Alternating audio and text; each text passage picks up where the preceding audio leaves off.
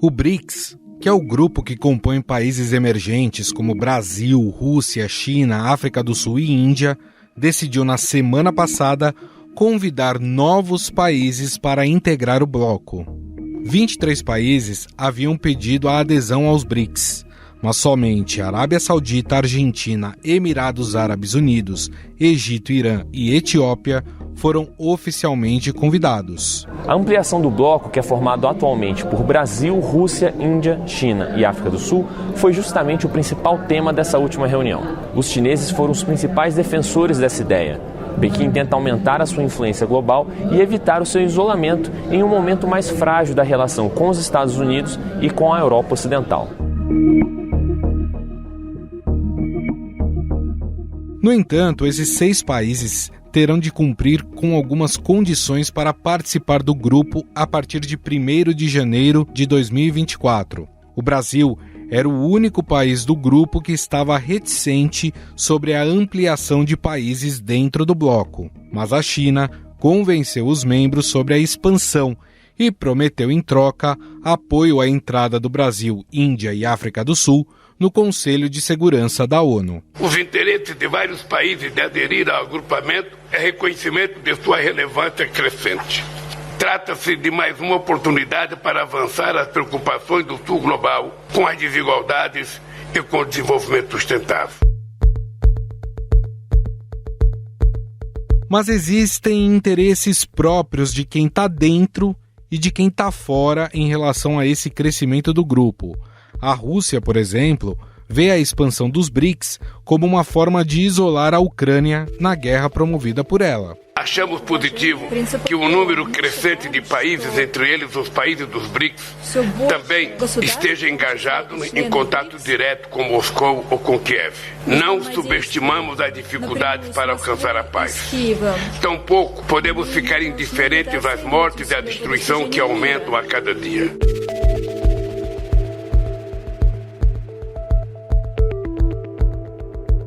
Já o Irã, que foi convidado a entrar, vê o bloco como uma nova ordem multipolar que substitua a ordem atual em que os Estados Unidos é a principal potência econômica e militar. Para deixar claro, os Estados Unidos não buscam um conflito com o Irã, mas estejam preparados para que atuemos com força para proteger o nosso povo. Isso é exatamente o que aconteceu na última noite. Vamos continuar a manter nossos esforços contra ameaças terroristas na região e parcerias com o Canadá e outros membros da coalizão para vencer o Estado Islâmico.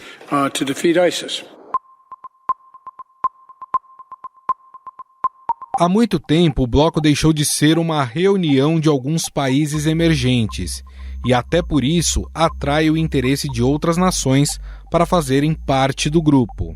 Entre as conquistas obtidas pelos BRICS está a criação do novo Banco de Desenvolvimento, o Banco BRICS, que atualmente é presidido por Dilma Rousseff. A sua fundação, além de um acontecimento histórico, foi uma demonstração da importância de estabelecer uma estratégia e uma parceria desses países do Sul global que quer emergir e com o multilateralismo. O banco tem 50 bilhões de dólares em capital para financiar infraestrutura e projetos relacionados ao clima em países em desenvolvimento. Além disso, o grupo tem trabalhado para acabar com a dolarização das transações comerciais entre os países do bloco. Em abril, durante a visita de Lula a Pequim, Brasil e China assinaram um memorando de entendimento para fortalecer seu comércio em moedas locais, sem a necessidade do uso do dólar. A criação de uma moeda para as transações comerciais e de investimento entre os membros dos BRICS aumenta nossas opções de pagamento e reduzem nossas... Segunda maior economia do mundo em termos de PIB, e também a ascensão da Índia, que é a 5ª maior economia global e a potência econômica que mais cresce no mundo. De 1961 até 2019, a Índia cresceu em média 5,2% ao ano. Como resultado, o PIB indiano em 2019 era quase 20 vezes maior do que o de 1961. Os países membros do BRICS representam mais de 42% da população mundial, além de responderem por quase 1/4 do Produto Interno Bruto global e 18% do comércio mundial. Esses números devem ser alterados com a entrada dos novos membros.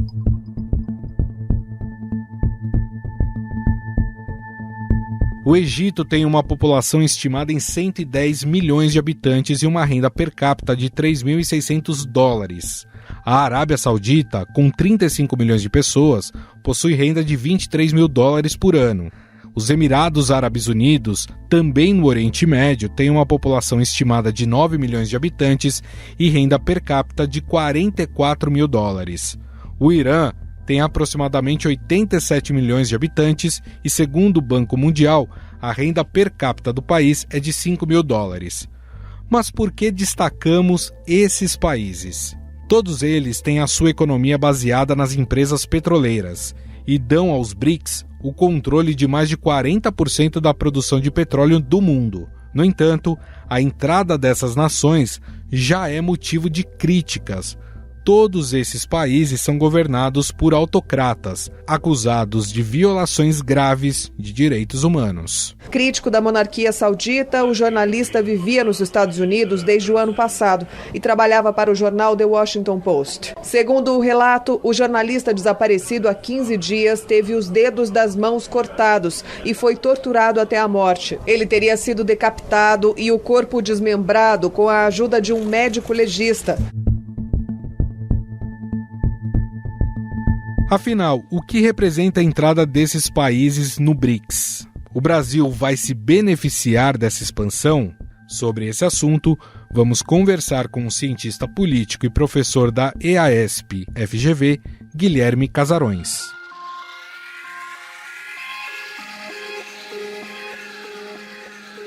Tudo bem, professor? Tudo bom, obrigado pelo convite, é um prazer estar aqui com vocês. O prazer é todo nosso.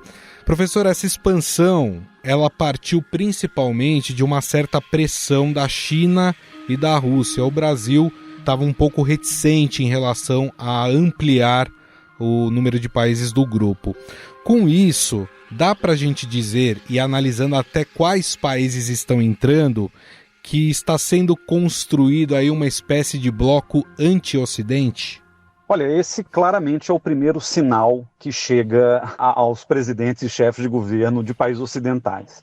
Essa nova configuração dos BRICS, ela tem uma faceta anti-ocidental, que, se não for óbvia, pelo menos é assim que ela tem sido interpretada nesses círculos de poder do Ocidente. Essa é a segunda expansão que os BRICS têm, A primeira foi em 2011, quando na Conferência de Sanya, na China, a África do Sul foi incluída no bloco, inclusive dando aí a sigla, o S, não o S de plural, mas o S de South Africa, e são mais de 10 anos, são 12 anos, sem nenhuma outra expansão.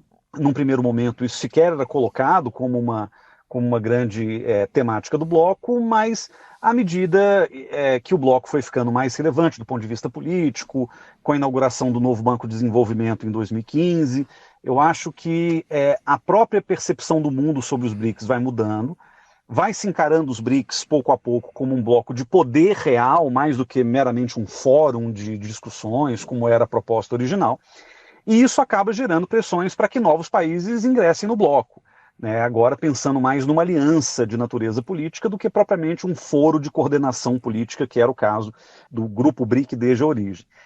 Agora, essa entrada, assim como a entrada da África do Sul em 2011, ela tem um dedo da China muito claro, porque para os chineses é muito importante consolidar uma legitimidade internacional. A China se alça à condição de grande potência do mundo, da segunda potência do planeta.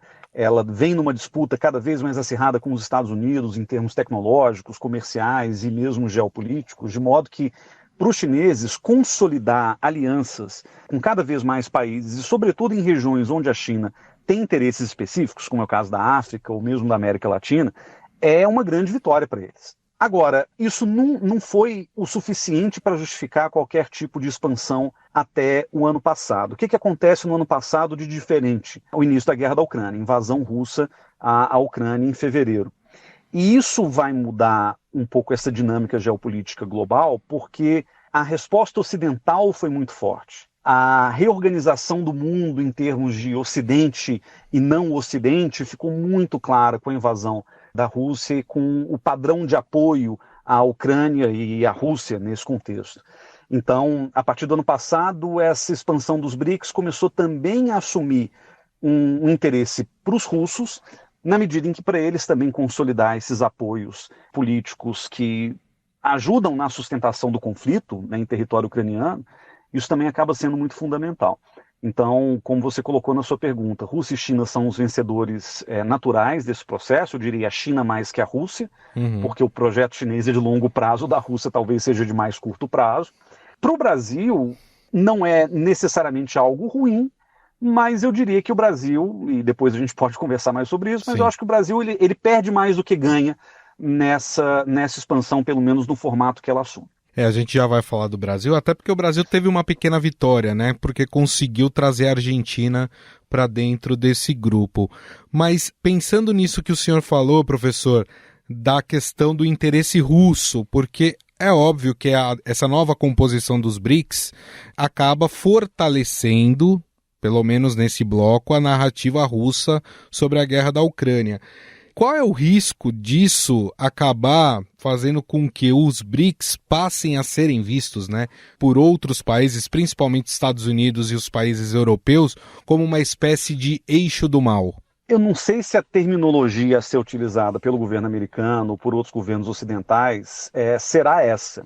Lembrando que eixo do mal foi uma expressão criada pelo George W. Bush, presidente republicano, lá no começo dos anos 2000, para falar de países que teriam ali alguma ligação com grupos terroristas, né? E aí o eixo do mal era basicamente Afeganistão, Irã, Iraque e Coreia do Norte, né? No caso de hoje, eu acho que essa dicotomia entre bem e mal não está tão demarcada assim. É claro que com a invasão russa da Ucrânia, a Rússia se coloca como um antagonista natural do Ocidente, como um agressor, como um violador, né, da soberania nacional e etc. Mas eu acho, por exemplo, que os Estados Unidos têm relações muito positivas com a China, sobretudo no campo comercial. Índia, Brasil também representam aliados importantes norte-americanos, de modo que para os Estados Unidos antagonizar abertamente os BRICS também não será um bom negócio. Então, eu acho que é uma afirmação de poder, né, um bloco que se expande e que se reforça como um grande centro de poder mundial, e que, apesar dos sinais de uma certa postura anti-Ocidente, eu acho que não interessa nem aos BRICS, pensado como bloco, nem aos países ocidentais, essa dinâmica de confrontação direta. Então é claro que haverá daqui para frente um grande debate nos círculos políticos, acadêmicos, decisórios norte-americanos sobre o que fazer e como se comportar diante dessa nova realidade de uma aliança mais formal entre países, alguns abertamente antagônicos aos americanos, como é o caso do Irã, alguns até aliados, como a Arábia Saudita, mas que estão ali tentando se reposicionar no tabuleiro global. Mas eu não acho que a mera expansão dos BRICS levará a um antagonismo aberto e irreconciliável entre Ocidente e esse novo agrupamento. E a expectativa é que os BRICS continuem focados, como aliás já é a tradição do bloco, em temas de natureza econômica. Em toda a declaração final das reuniões dos BRICS há elementos políticos, há uma leitura do mundo, há uma afirmação ali sobre a ordem mundial que está se formando, mas ao mesmo tempo eu não vejo os BRICS como um bloco predominantemente político que lide, por exemplo, de maneira frontal com os conflitos internacionais ou coisa do tipo, né? Sempre foi um bloco muito voltado para reivindicações de natureza econômica. Então, isso acaba também facilitando um pouco a existência e a subsistência dos BRICS no tempo, porque os temas que eles tratam de maneira mais central são temas que, claro, geram antagonismos em nível global, essa coisa, por exemplo, de acabar com o dólar como moeda de troca entre os países dos BRICS, mas, ao mesmo tempo, não são temas que dizem respeito diretamente à dimensão militar da coisa. Então, acho que a tendência é que, ainda que com uma certa ressalva, o próprio Ocidente entenda essa movimentação como algo que faz parte dessa nova dinâmica do mundo que a gente está vendo. Claro, e o senhor destacou bem que a entrada principalmente desses países do Oriente Médio tem a ver com o aumento da influência dos BRICS na região. Vale lembrar que com a entrada desses países, o BRICS controla, entre aspas, e muito entre aspas, né, mais de 40% do petróleo do mundo. Mas existe aí também um calcanhar de Aquiles, já que Arábia Saudita, Emirados Árabes Unidos, Irã, o Egito, todos esses países vivem uma autocracia com violações graves dos direitos humanos. O quanto que isso também pode afetar a imagem do grupo? Olha, eu acho que para dentro do grupo e para os interlocutores que interessam aos chineses e aos russos, esse fato muda muito pouco, quase nada. Os BRICS sempre tiveram esse calcanhar de Aquiles, né? Para ser muito franco, se a gente pensar na configuração que mais tempo durou, né, de 5 países, desses 5, os 3 democráticos sempre foram Brasil, Índia e África do Sul.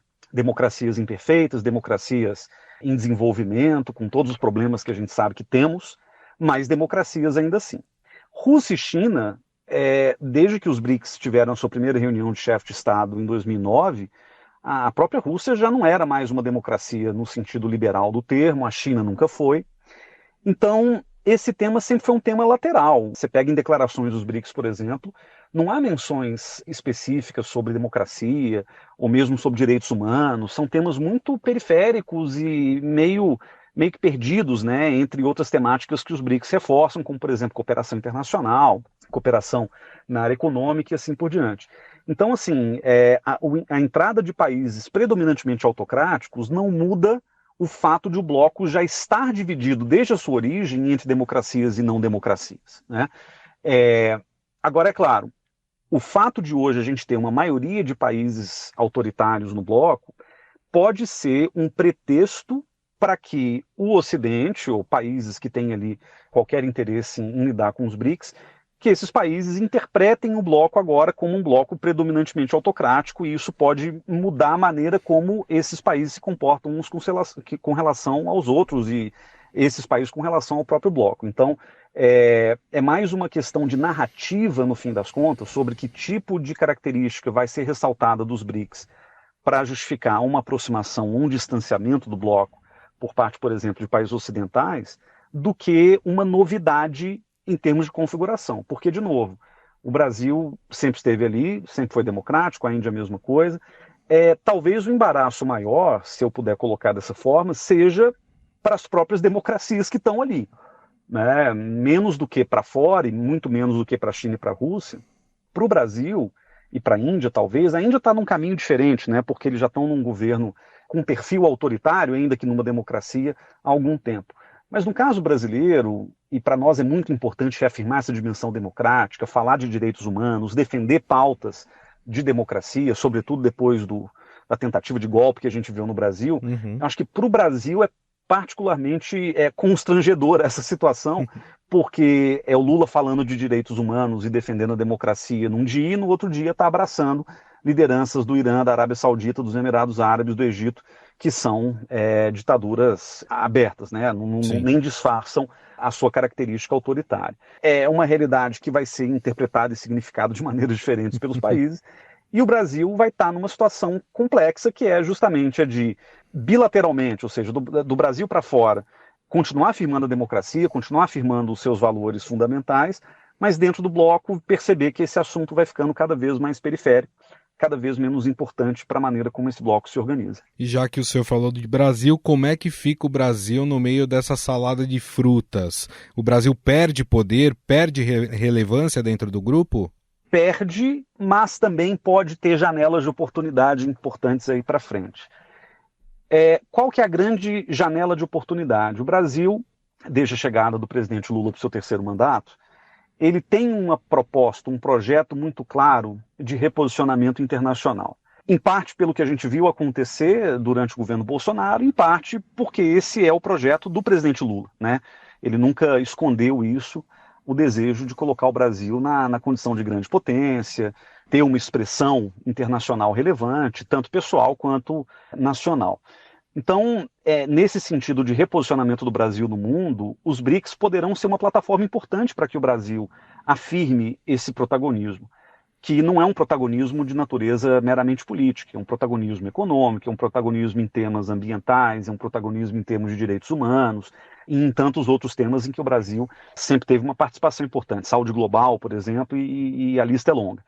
Então, a plataforma BRICS pode ser útil, pode ser estratégica para que o Brasil se posicione nesses grandes temas como parte do bloco, mas também como um país cuja relevância é indiscutível e reconhecida globalmente. O lado ruim dessa história, o copo meio vazio para o Brasil, a expansão dos BRICS foi feita em larga medida à revelia dos interesses brasileiros. Isso já foi discutido, já foi noticiado. O Brasil não queria que a expansão fosse tão grande, né? Os BRICS mais do que dobraram de tamanho, e o Brasil tampouco queria que fosse feito tudo de uma vez. Parece que a diplomacia brasileira tentou negociar com a China, em troca da expansão do bloco, um apoio um pouco mais vocal da China à candidatura brasileira ao Conselho de Segurança. O grande problema, e isso obviamente a diplomacia brasileira não vai dizer, mas o grande problema é que, mesmo que a China diga abertamente que apoia a candidatura brasileira ao Conselho, a maneira como o Brasil negocia essa entrada como membro permanente no Conselho de Segurança desde o ano de 2004, impede na prática que a China apoie a candidatura brasileira. Não interessa o que a China diga. O Brasil, em 2004, forma, junto à Índia, Alemanha e Japão, o chamado G4, mais um dos Gs daquela época do governo Lula, em que o Brasil estava em todas.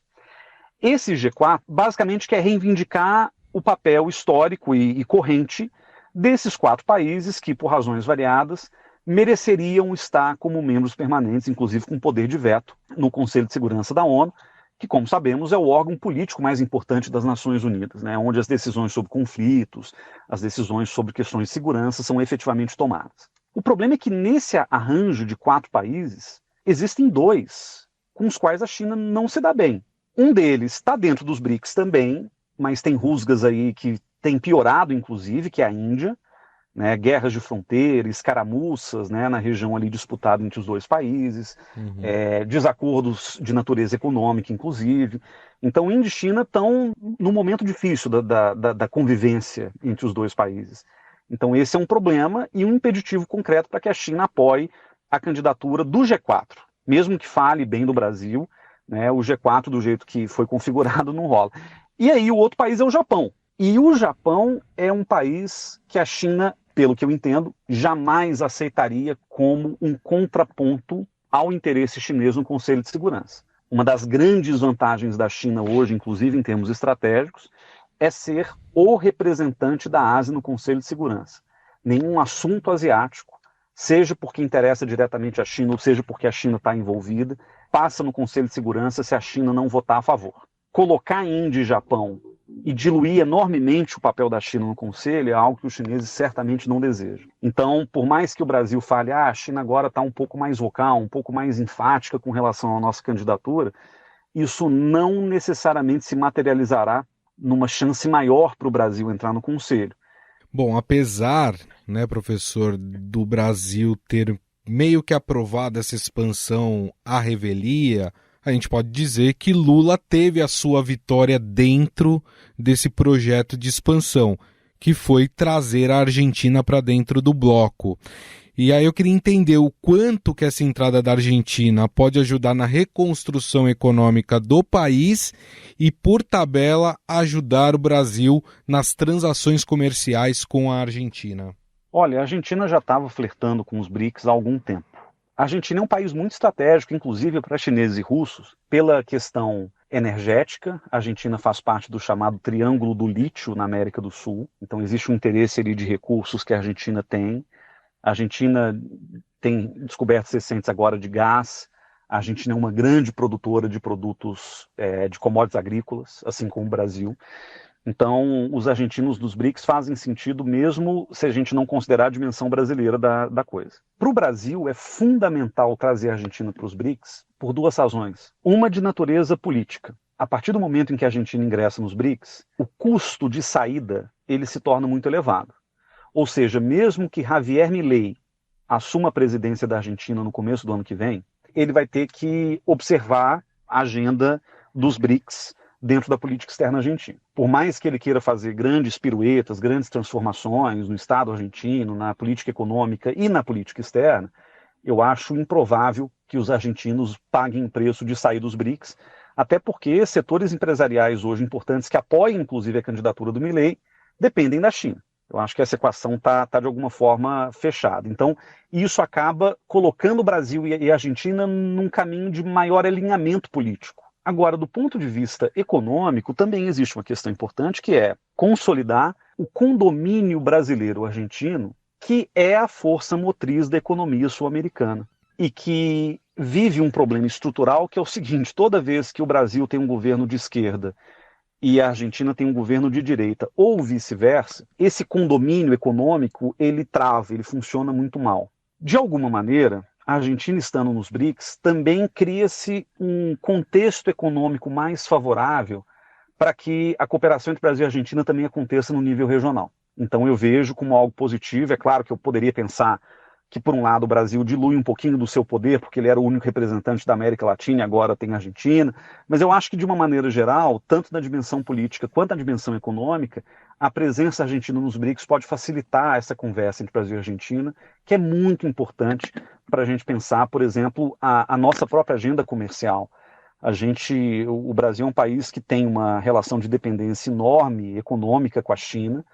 A gente basicamente vende produto primário para os chineses, quase 100% da nossa pauta comercial é commodity agrícola, mas, ao mesmo tempo, o Brasil exporta muitos produtos manufaturados para a América do Sul. E é justamente essa pauta econômica sul-americana de tanto interesse para o Brasil, para a indústria brasileira e, claro, para o projeto do governo Lula, é por isso que a entrada da Argentina pode também ser uma boa notícia em termos de médio prazo para a nossa cooperação econômica com os nossos principais vizinhos aqui na região. Bom, nós conversamos com o cientista político e professor da FGV EASP, o Guilherme Casarões, que gentilmente conversou conosco mais uma vez aqui no Estadão Notícias. Muito obrigado, viu, professor, pela entrevista.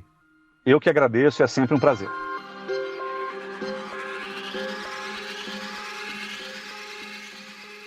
Estadão Notícias. O Estadão Notícias desta segunda-feira vai ficando por aqui. Contou com a apresentação minha, Gustavo Lopes, o roteiro, produção e edição são minhas, de Jefferson Perleberg e Gabriela Forte. A montagem é de Moacir Biasi. Mande sua mensagem ou sugestão para o nosso e-mail, podcast@estadão.com. Um abraço e até mais.